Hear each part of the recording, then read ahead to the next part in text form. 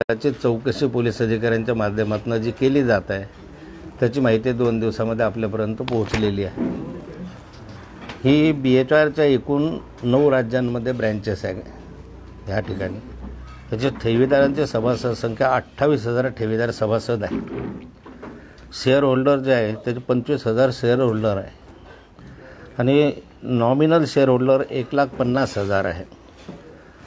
या ठिकाणी ठेवीदारांच्या याच्यामध्ये मोठ्या प्रमाणावर घोटाळा झाला अशा तक्रारी आल्या होत्या। त्यामुळे 2015 पासून या संस्थेवर कंडारे म्हणून एक आहे त्यांचे व्यावसायिक म्हणून नेमणूक करण्यात आली।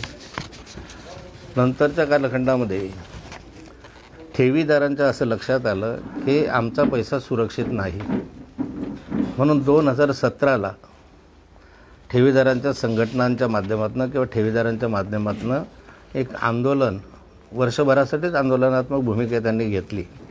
त्यांनी अनेकांचे दरवाजे ठोठावले। त्या ठिकाणी चौकशी करण्याचा फारसुद्धा झाला, परंतु ठेवीदारांना त्यात काही न्याय मिळत नव्हता आणि हा फ्रॉड जो आहे तो करोडो रुपयाचा फ्रॉड आहे। त्या ठिकाणी ज्यावेळेस ठेवीदार संघटनांचे प्रतिनिधी मला येऊन भेटलेत आणि त्यांनी मला निवेदन दिलं, ॲडव्होकेट कीर्ती पाटील ह्या त्या ठेवीदार संघटनेच्या माध्यमातून काम करतात। ठेवीदार यांचे क्लायंट आहेत आणि त्याही त्यावेळेस दिवशी माझ्याजवळ होत्या आणि त्या माध्यमातून आपण चौकशी करू, तुम्हाला न्याय द्यायला लावू अशा स्वरूपाचं आम्ही त्यांना सांगितलं। आणि त्यामुळे राज्य सरकारकडे मी स्वतः विनंती केली। आमदार होतो त्या कालखंडात। राज्य सरकारकडे माननीय सुभाष देशमुख सहकार मंत्री यांना मी व्यक्तिगत भेटलो। व्यक्तिगत भेटल्यानंतर त्यांना या चौकशी करावी अशी विनंती केली की ठेवीदारांचे पैसे मोठ्या प्रमाणावर बुडण्याची शक्यता आहे। तो माननीय सहकार मंत्र्यांनी मला सांगितलं की ही मल्टी स्टेट सोसायटी आहे, त्यामुळे राज्य सरकारच्या सहभाग फार मर्यादित आहे। आम्ही यामध्ये फार चौकशी करू शकत नाही, तुम्ही केंद्र सरकारकडे यामधून मागणी करा। त्यानुसार केंद्र सरकारकडे 2018च्या सुमारास मी त्या ठिकाणी केंद्र सरकारचे मंत्री राधामोहन सिंगजी यांची भेट घेतली। त्यावेळेस रक्षाताई आणि ॲडव्होकेट कीर्ती पाटील त्या ठिकाणी उपस्थित होत्या आणि राधामोहन सिंगांना मी संपूर्ण वस्तुस्थिती समजून सांगितले की हा कोट्यावधी रुपयाच्या ठेवी आहे। आज ठेवीदारांचा पैसा मिळाला पाहिजे। या ठिकाणी फार मोठ्या प्रमाणावर फ्रॉड आहे आणि या ठिकाणी जो कंडारे म्हणून तुम्ही नेमलेला आहे हाच मुळामध्ये आता फ्रॉडला मदत करतो आहे असा सर्व ठेवीदारांचा आता अशा सर्वांची तक्रार आहे। माझी पण तीच तक्रार आहे। त्यामुळे या संपूर्ण गैरव्यवहाराची तक्रार जी आहे ती EOWच्या माध्यमातून करावी असे 2018ला लेखी मागणी आम्ही केली आणि त्या राधामोहन सिंगांनी त्या कालखंडामध्ये या मधली एक मागणी मान्य करून राज्य सरकारला एक पत्र पाठवलं। त्यांचा डायरेक्टर सेंट्रल कोऑपरेटिव्ह रजिस्ट्रार जे आहेत अख्ख्या देशाचे कोऑपरेटिव्ह रजिस्ट्रार त्यांच्या माध्यमातून एक पत्र पडसलगीलवार म्हणून त्या कालखंडामध्ये जे DG होते त्यांच्याकडे ते पत्र गेलं। ते पत्र गेल्यानंतर त्या पत्राच्या आधारावर खरं चौकशी EOWकडून व्हायला हवी होती, परंतु याच्यामध्ये जे हितसंबंधित लोक आहे त्यांनी ही चौकशी पुढे जाऊ दिली नाही। त्यांनी ही चौकशी दडपण्याचा प्रयत्न केला। हा दडपण्याचा प्रयत्न केला त्यामुळे चौकशी त्या ठिकाणी थांबली। यामध्ये जो काही पत्रव्यवहार तेव्हापासून आतापर्यंत झालेला आहे ती त्या पत्रावरचा पाठपुरावा करणं, मंत्री महोदयांना वारंवार भेटणं, दिल्लीला वारंवार जाणं, या संदर्भात सर्व पाठपुरावा जो आहे तो ॲडव्होकेट कीर्ती पाटील यांनी या ठिकाणी केलेला आहे। अधिकची माहिती पत्रव्यवहारासहित पत्रासहित ते तुम्हाला देतील। हे सारे कागदपत्र जे आहेत हे आपले पत्रकार परिषद संपल्यानंतर आपल्याला आम्ही देणार आहोत। सर्वच्या सर्व कागदपत्र तुमच्याकडे देऊ। ह्यामध्ये काही जे आहेत मधल्या कालखंडामध्ये अशी एक घटना तुम्हाला सांगून ठेवतो की ज्यावेळेस वारंवार कीर्ती पाटील माहितीच्या अधिकारात माहिती मागत होत्या त्यावेळेस त्यांना ती माहिती त्या ठिकाणी दिली गेली नव्हती। मी स्वतः कंडारेंना फोन करून याबाबत माहिती सांगितली होती। ते येऊन मला इथे भेटले होते बंगल्यावर आणि त्यांना सांगितलं जी माहिती मागितलेली आहे ती तुम्ही त्या नियमानं आहे कायद्यानं आहे ते दिली पाहिजे। देतो म्हणून सांगितले पण दिली गेली नाही। मग कीर्ती पाटील यांनी त्यांचे क्लायंट आहे त्यांच्या माध्यमातून त्यावेळचे विरोधी पक्षनेते धनंजय मुंडे यांच्याशी जाऊन मी सांगितलं त्यांना भेटा, मी बोलतो त्यांच्याशी. आणि धनंजय मुंडेंशी चर्चा केली. त्यांना म्हटलं की तुम्ही माहितीच्या अधिकारात माहिती मागा, त्यामुळे तुम्हाला माहिती मिळेल, आम्हाला काही माहिती देत नाही, मी काही जास्त बोलू शकत नाही म्हटलं या विषयामध्ये. मग धनंजय मुंडेंनी माहितीच्या अधिकारामध्ये माहिती मागितली. त्यांनाही माहिती नीटपणे दिली नाही, अर्धवटच माहिती दिली. त्यांची फसवणूक त्या ठिकाणी केली. पण जी त्यांच्याकडून माहिती दिलेली होती ते माहिती तुम्हाला मी या ठिकाणी देईन. तो एक कागदपत्र मी देणार आहे. त्यामध्ये ह्यांनी मातीमोल भावाने किमती ज्या विकल्या असं मी परवा दिवशी भाषणामध्ये सांगितलं होतं. अशा करोडो रुपयाच्या प्रॉपर्टीज, कोट्यवधीच्या प्रॉपर्टी, जवळजवळ 1100 कोटी रुपयाची प्रॉपर्टी ह्यांनी त्या ठिकाणी मातीमोल भावामध्ये विकलेल्या त्या रेकॉर्डवरून दिसत आहे. आणि या ठिकाणी बऱ्याचशा ठिकाणी या आपल्या रिसीट ज्या आहेत, डिपॉझिटच्या रिसीट, त्या रिसीट त्या ठिकाणी 30%, 40% दलालाच्या माध्यमातून घ्यायचे आणि त्यापैकी ठेवीदारांना 40% द्यायचे, 30% द्यायचे आणि 60-70% त्याच्यामध्ये घ्यायचे. अशा स्वरूपाचं एक चक्र त्यांनी सुरू केलं. आणि या 3-4 वर्षामध्ये असे शेकडो कोटी रुपये घेतले. त्या पैशांमधून BHRची जी प्रॉपर्टी आहे ही जवळपास 1100 कोटी रुपयाची प्रॉपर्टी त्या ठिकाणी या पैशांच्या माध्यमातून कमी किमतीमध्ये घेतली. त्या किती किमती होत्या आणि किती कमी किमतीत घेतल्या त्याचा डाटा तुम्हाला मी देतो आहे. म्हणजे त्याच्यामध्ये छोटे छोटे काही उदाहरणं कीर्ती तुम्हाला देईल. हे निगडीच्या जमिनी, याच्या जमिनी, की जमिनी किती कोटी रुपयाच्या पुण्यामध्ये आहे आणि त्या कशा मातीमोल भावाने यांनी विकत घेतल्या. आणि त्या विकत घेतानाही त्या 30% ठेवी, 60% शेडी, त्या म्हणजे ठेवी जमा करून त्याच्या आग्याच घेतल्या. कोणत्याही नियमामध्ये असा ठेवी जमा करून ठेवणं हे नियमबाह्य आहे, असं होऊ शकत नाही. पण यांनी ते सगळं केलेलं आहे. आणखी याच्यामध्ये फार मोठ्या प्रमाणावर फ्रॉड आहे. बऱ्याचशा लोकांचे नावं त्यात पुढे येत आहे. मला मर्यादा आहे, कारण आता पोलीस चौकशी सुरू आहे. पोलीस इन्क्वायरी सुरू असल्यामुळे पोलिसांच्या चौकशीवर परिणाम होऊ नये एवढीच मर्यादित माहिती आज मी तुम्हाला देतो आहे. त्यामध्ये काही लोकांचे नावही आहे, कोणी जमिनी घेतल्या त्यांचेही नाव आहे, सर्वांचे नावं त्याच्यामध्ये आहे.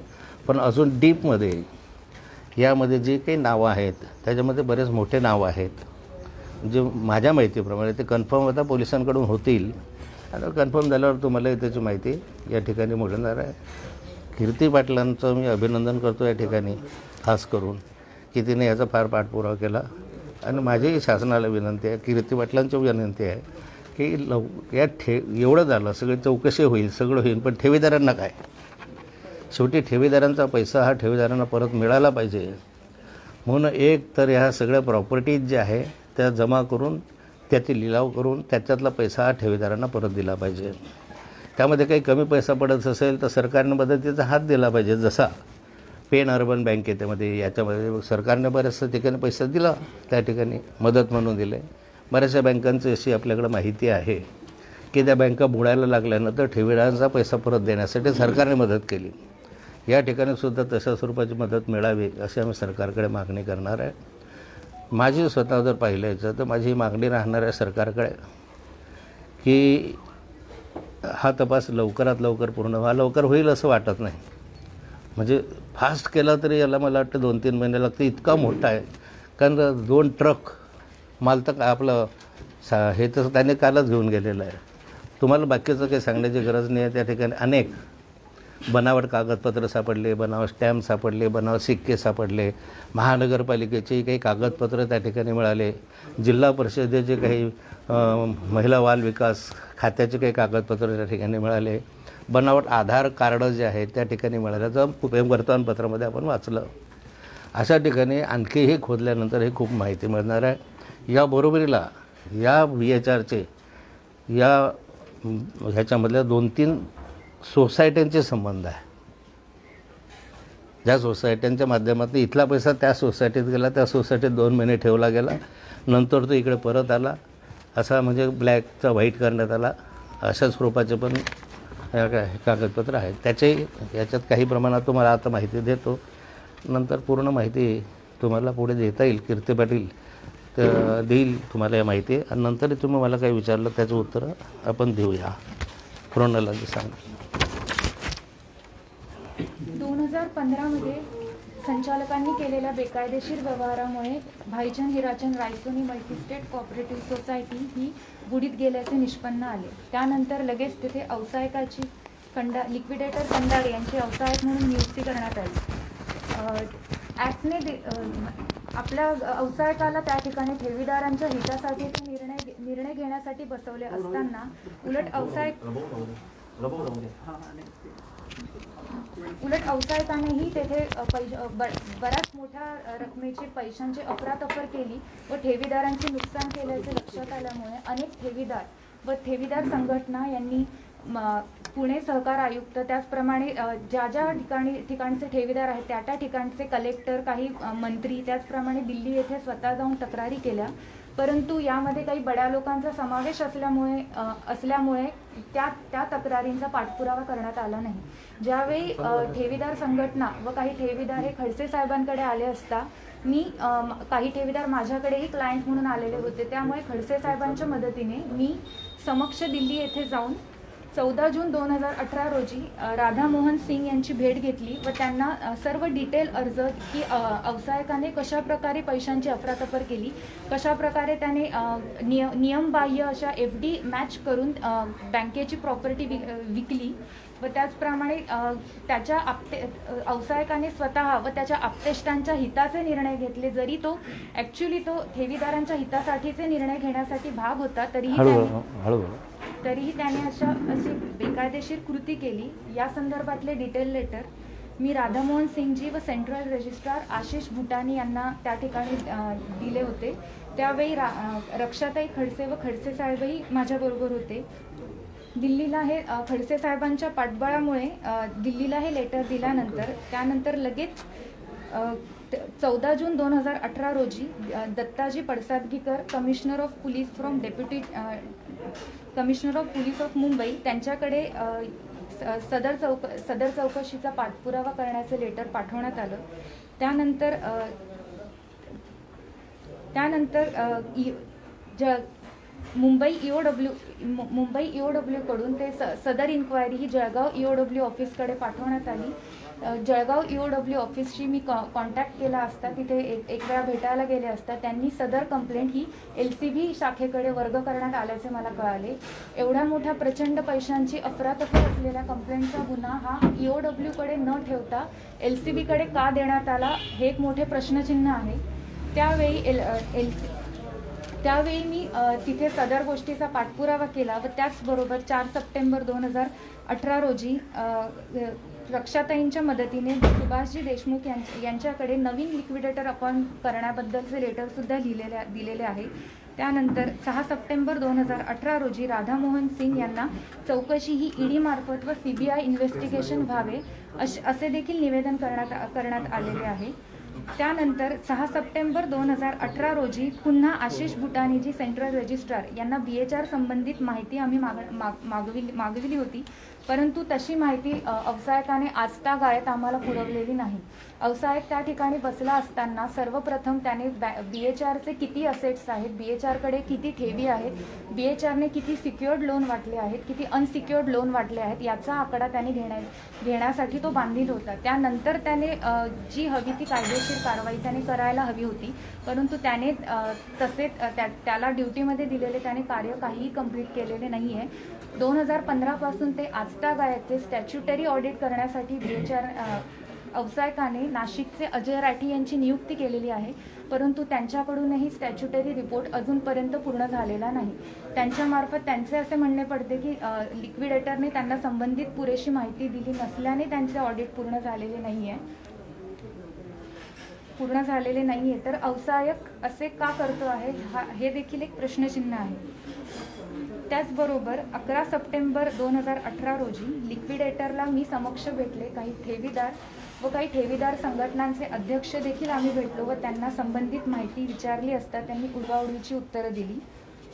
व त्यानंतर पुन्हा 28 नोव्हेंबर 2018 रोजी राधामोहनजी यांना मी पुन्हा निवेदन दिले की त्यांनी केलेल्या पाठपुराव्यानुसार ही चौकशी EOW-कडून LCB-कडे वर्ग करण्यात आली आहे. तर LCB अथॉरिटीकडे कदाचित इथल्या बड्या नेत्यांचा काही दबाव आला असावा किंवा त्यांचा स्वतःचा काही स्वार्थ असावा. त्यांनी आपली जबाबदारी पूर्ण केलेली नाही आहे. कारण त्यांना मी स्वतः ज्यावेळी भेटले व म्हणाले की BHR संदर्भात त्यांना उपयुक्त अशी काही माहिती माझ्याकडे काही संघटनांनी व काही ठेवीदारांनी उपलब्ध करून दिलेली आहे. तर ती माहिती त्यांच्यासाठी तपासासाठी उपयुक्त होईल व ठेवीदारांचे हित याच्यातून साधले जाईल.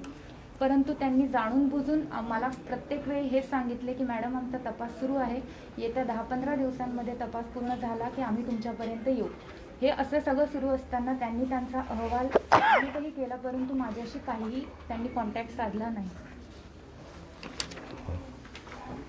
त्यानंतर वेळोवेळी जॉईंट कमिशनर ऑफ पोलीस EOW-ला देखील मी यासंबंधित कंप्लेंट केली होती.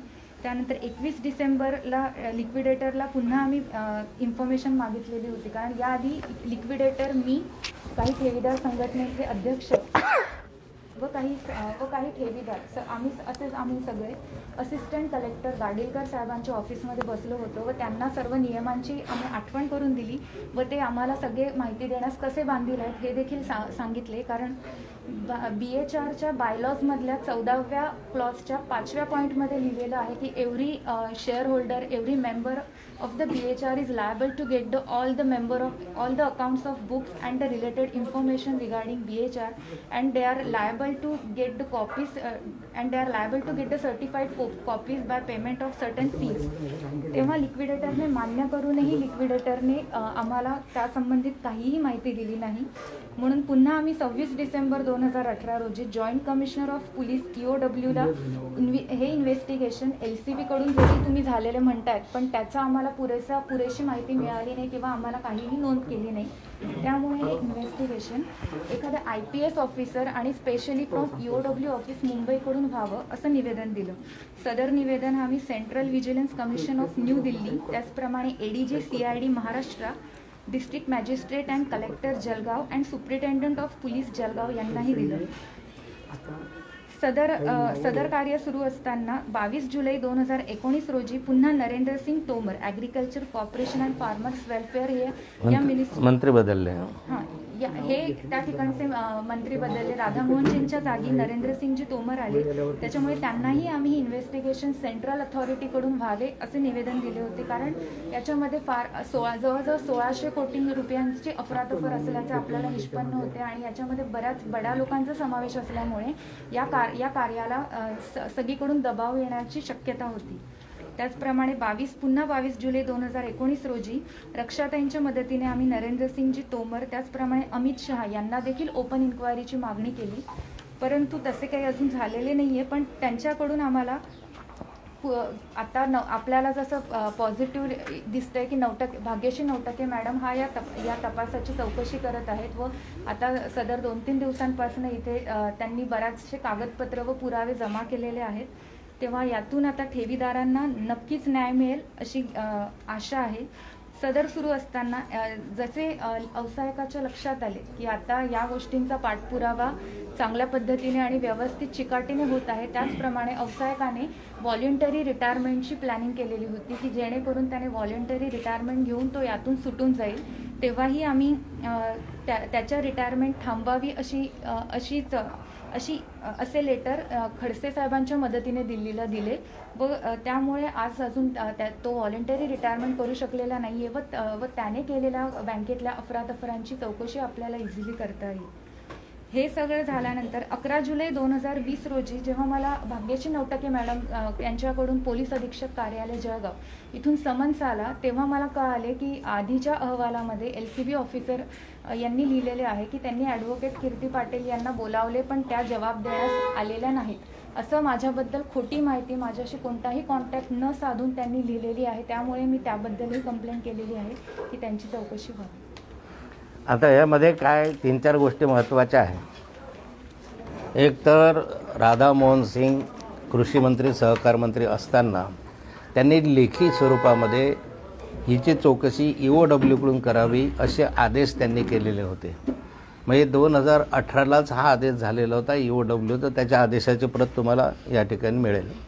त्यानंतरच्या कालखंडामध्येही जेव्हापर्यंत EOWकडून तो झाला नाही, परत त्यांना भेटल्यानंतर परत त्यांनी एक रिमाइंडर लेटर कमिशनर ऑफ पोलीसला दिलं होतं की या ठिकाणी अशा स्वरूपाचा तुम्हाला आदेश दिलेला आहे, त्यामुळे तातडीने या संदर्भातली कारवाई करावी. पोलिसांवर कुण्यातरी व्यक्तीचा ह्याच्यामध्ये प्रेशर असल्यामुळे, राजकीय व्यक्तींचा प्रेशर असल्याशिवाय हे होऊ शकत नाही, त्या ठिकाणी नॉमिनल चौकशी दाखवावी म्हणून LCBकडे हे देण्यात आले. वास्तविक ही इन्क्वायरी जी आहे ती मल्टी स्टेट आहे. दुसऱ्या 9 राज्यांमध्ये पसरलेला एक LCBचा त्या कालखंडात कुऱ्हाडे नावाचा PI होता, त्यांच्याकडे ती चौकशी दिली आणि त्यांच्यावरही दबाव असल्यामुळे त्या ठिकाणी चौकशी पूर्ण होऊ शकलेली नाही. या ठिकाणी परत ह्याला बदली करावी आणि या ठिकाणी एक अधिकारी द्यावा यासाठी नाव सुचवलं दिल्लीवाल्यांनी. आम्ही दिल्लीला नाव सुचवलं, इथल्या रजिस्ट्रारला सांगितलं, त्यांनी लेखी दिल्लीला सांगितलं याच्याऐवजी दुसरा ऑफिसर द्यावा. दिल्लीलाही आपले काही नेते मंडळी त्या ठिकाणी जाऊन त्यांनी दबाव बनवून ते पेंडिंग ठेवलं. मला वारंवाराची माहिती मिळत होती की हे जात आहे, त्यांच्या मागे मी पोहोचायचो तिथे. अशा रीतीने हे प्रकरण मोठ्या प्रमाणावर वरिष्ठ पातळीवरून दडपण्याचा प्रयत्न झाला आणि आज सुदैवाने का होईना 2018चे आदेश जे आहे ते आता अंमलबजावणी त्याची होते. या सगळ्यांच्या प्रती जेवढा पत्रव्यवहार केलेला आहे त्या तुम्हाला ॲडव्होकेट कीर्ती पाटलांकडून तुम्हाला मिळतील. यामध्ये एक आहे की मोठ्या लोकांचे नावं आहेत जे पॉलिटिकली मजबूत लोक आहेत, ज्यांचा या ठिकाणी संबंध मंत्र्यातंत्र्यांशी होता. कारण मी एक वेळ तुम्हाला जबाबदारीनं सांगतो की सुभाष देशमुखांकडे जाऊन मी एक वेळ चिडलो की मी 4-5 वेळा तुमच्याकडे आलो आणि अजून इन्क्वायरी होत नाही, अजून तुम्ही याच्यात घेत नाही. तर त्यांनी त्या ठिकाणी सांगितलं की खडसे साहेब मला माफ करा, माझ्यावर दबाव फार मोठा आहे. नाव नाही सांगितलं पण माझ्यावर परिसर आहे, त्यामुळे मी करू शकत नाही. मग फार माझं त्यांचं बऱ्यापैकी शाब्दिक थोडीशी चकामकी झाली होती.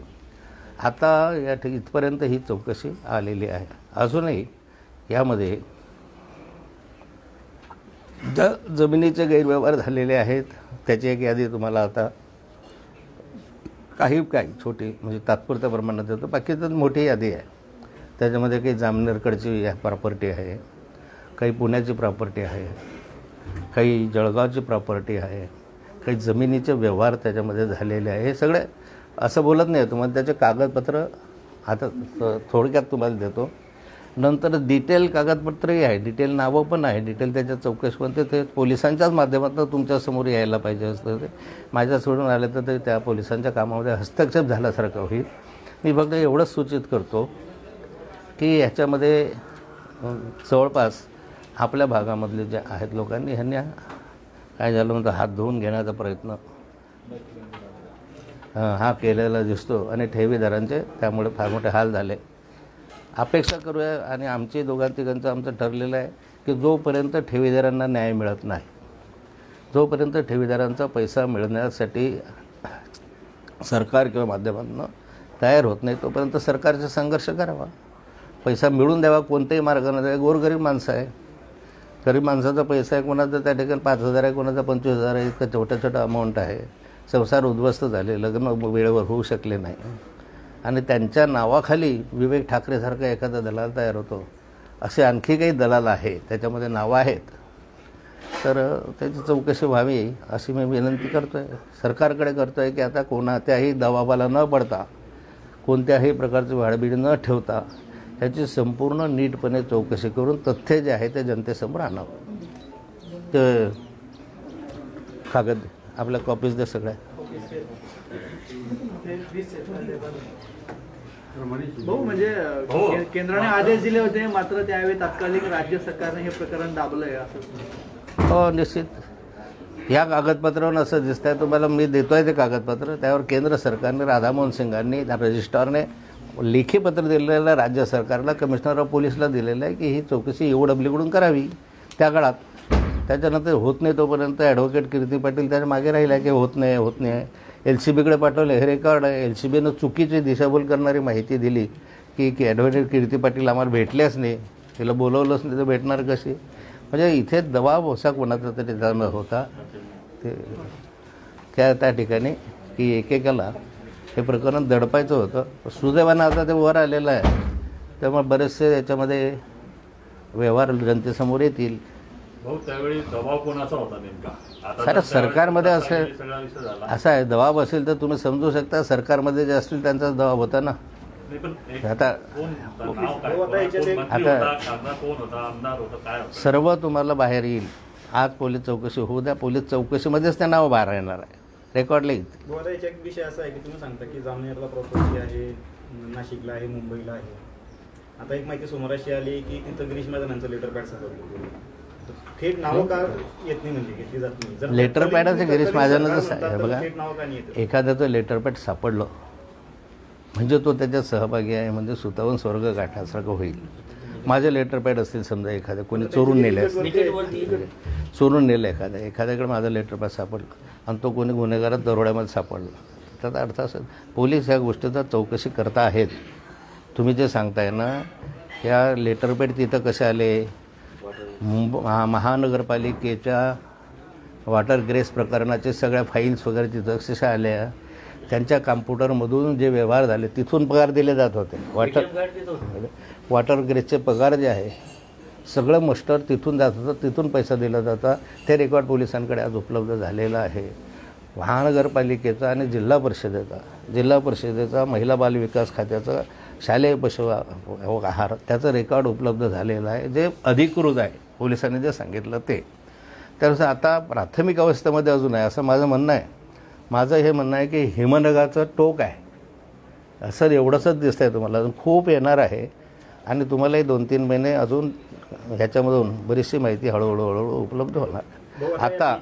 आता एक ते धनंजय मुंडेंचं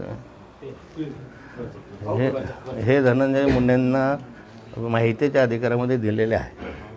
ह्यामध्ये किती प्रॉपर्टी घेतलेल्या त्याचे नावं आहे, कोणाला घेतली, कोणाचं, म्हणजे जसं हे प्रॉपर्टी आहे, जसं Sai marketing and trading company, Khandesh mill complex Jalgaon, ह्या पुण्याच्या प्रॉपर्टी आहे. काही ह्या त्यांना बहुतेक साई मार्केटिंगला जास्त दिलेल्या दिसतं ह्याच्यात, म्हणजे असेल तर ह्या अशा प्रॉपर्ट्या मातीमोल भावानं त्यांनी विकल्या आहे. तुम्हाला कागदपत्र देतो. आणखी तुम्हाला जर काही रायटिंगमध्ये पुरावा पाहिजे असेल तर तो माझ्याकडे आहे. याच्यापैकी आता सांगितलं आहे पैकी तो तुम्हाला देईल. साधारण असा अंदाज आहे माझा की ह्या 1100-1150 कोटी रुपयाचा एक प्राथमिक अंदाज आहे. घोटाळा त्याच्यामध्ये आहे. त्यामध्ये जवळपास 300 कोटी रुपयाच्या ठेवी, ज्या काय म्हणतो त्याला 30%, 40%, 50%, हां, अशा मॅचिंग आता करण्यात आल्या. पूर्वी किती करण्यात आलं माहीत नव्हतं, कारण पूर्वी फार कमी प्रमाण होतं ह्याचं करण्यात आले. आणि बाकीचा जो पैसा सांगता 1100 कोटीमधला, ते प्रॉपर्टीची किंमत आहे.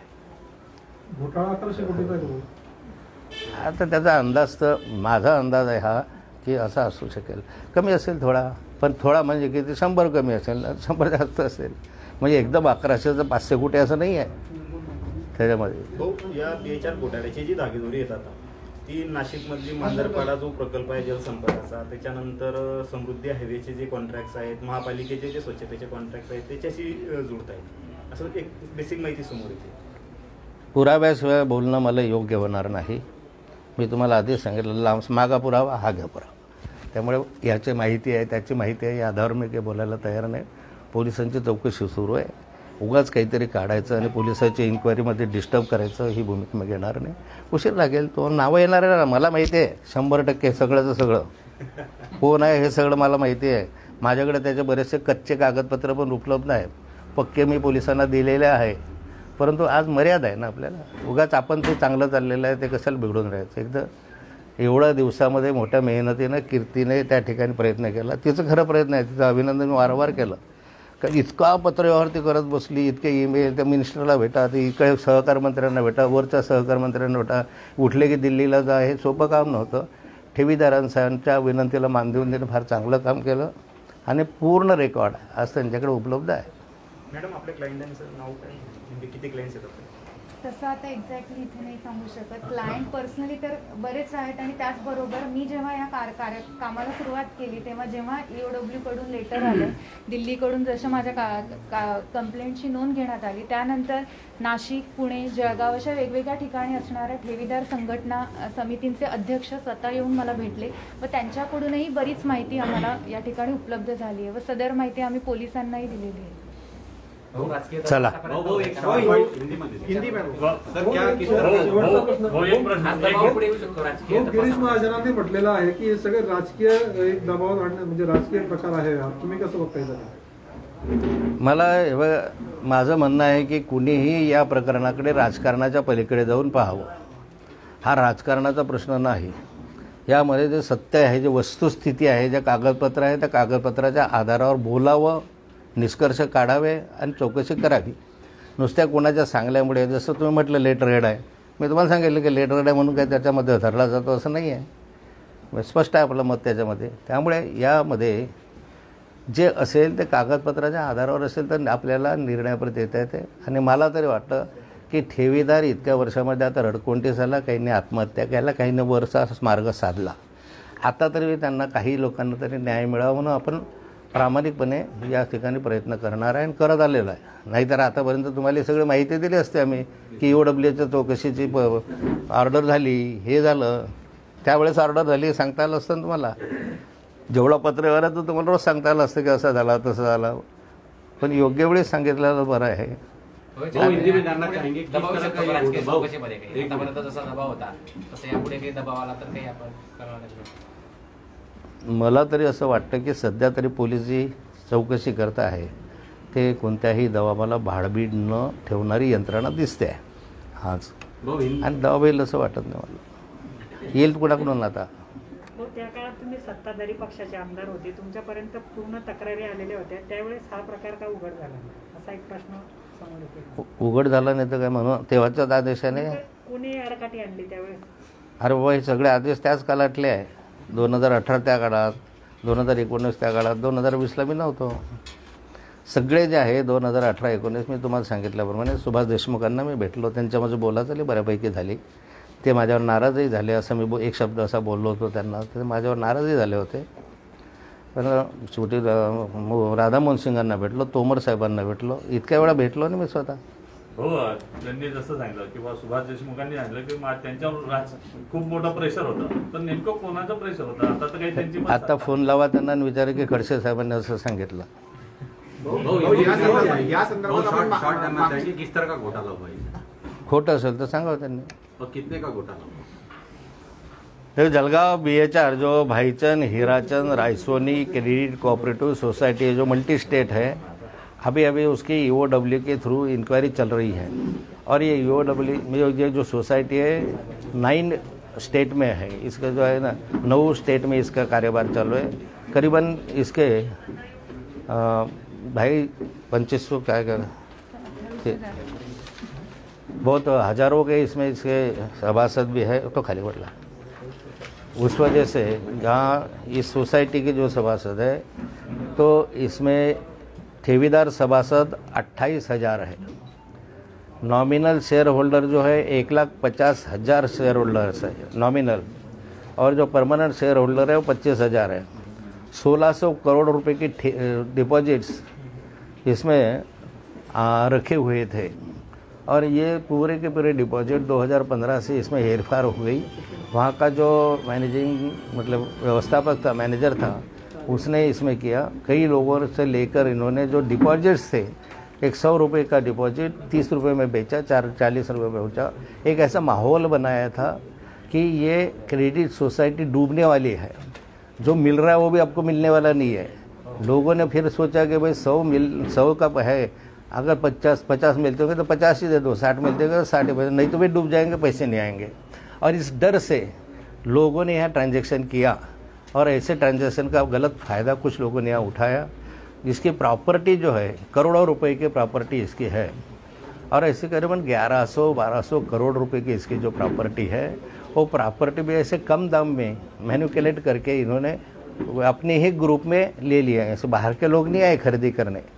अगर लिलाव होता है तो जलगांव के ही लोग कैसे आते, उसके लिए तो नागपुर वाला भी आ सकता है, पूना में शहर में भी आना आ सकता है ना कोई भी पूना वाला, पर ऐसे लोग नहीं आए जो हमारे आसपास के लोग इसमें आए हैं। और ऐसा इसमें कि उन्होंने मैनिपुलेट करके संगन बताने के लिए गुनाह, मतलब सब मिलके किया हुआ गुनाह, ऐसा ये गुनाह हुआ है जिसकी इंक्वायरी हो रही है। मेरी ये सरकार से मांग रहेगी कि जो हमारे डिपॉजिटर्स है उनका पैसा वापस मिलने के लिए जो इसकी प्रॉपर्टी है वो जमा करो, सरकार के जमा करो और बेच दो। बेचने के बाद जितना पैसा मिलेगा डिपॉजिटर्स को दो।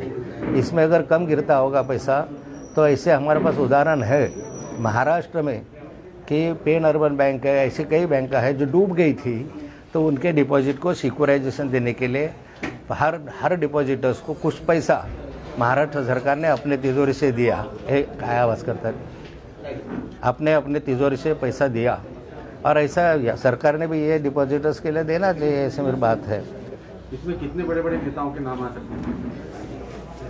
अभी तक जहाँ तक मेरे पास जो नाम है, जो मैंने पुलिस के पास भेजे हैं और जो कागजात के यहाँ सबूत सामने आए, उसमें कई ऐसे लोग जो राजनीतिक इसमें है, काम क्षेत्र में काम करते हैं, राजनीतिक क्षेत्र से जुड़े हुए लोग हैं।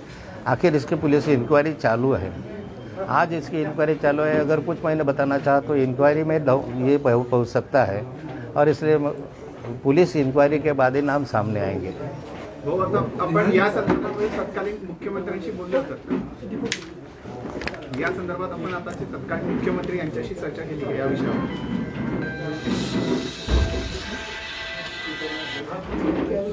हां, या संदर्भात आपण आता तत्कालीन जे मुख्यमंत्री यांच्याशी चर्चा केली किंवा बोलणं झालं का या विषयावर? त्यांच्याशिवाय, त्यांच्या चर्चेशिवाय हे झालं असं वाटतं का तुम्हाला? हो, नक्की घोटाळा कशा पद्धतीचा एकदा थोडक्यात या संदर्भामध्ये माननीय गृहमंत्री अनिलजी देशमुख आणि वरिष्ठ यांच्याकडे कीर्तिताईंनी तक्रारी केलेल्या होत्या, आणि त्या तक्रारीमध्ये एक तक्रार अशी पण आहे की EOWकडून केंद्र सरकारने EOWची इन्क्वायरी केलेली असतानासुद्धा, ऑर्डर केलेली असताना EOWकडून चौकशी होत नाही आहे। तर निदान आता नवीन सरकार जे आलेलं आहे, या सरकारने तरी त्याच्यामध्ये तातडीनं कारवाई करावी अशी विनंती आणि माननीय अनिल देशमुख साहेबांना केली होती। मी स्वतः भेटून केली होती त्याच्यात, आणि त्यांनी त्याप्रमाणे सूचना केल्या। हो, घोटाळा नक्की कशा प्रकारचा आहे थोडक्यामध्ये सांगा ना। हे बघा, तुम्हाला सगळे कागदपत्र दिलेले आहेत, त्याच्यावरून तुम्ही लिहा। तुम्हाला माहीत आहे की पुराव्याशिवाय मी कधीही विधानसभेत सुद्धा बोललेलो नाही आहे आजपर्यंत। तोंडावर आपटलं असं कधी झालेलं नाही। जो बोललो ते आज नाही तर 4 महिन्यानं तुम्हाला खरं करून दाखवलं त्या ठिकाणी। त्यामुळे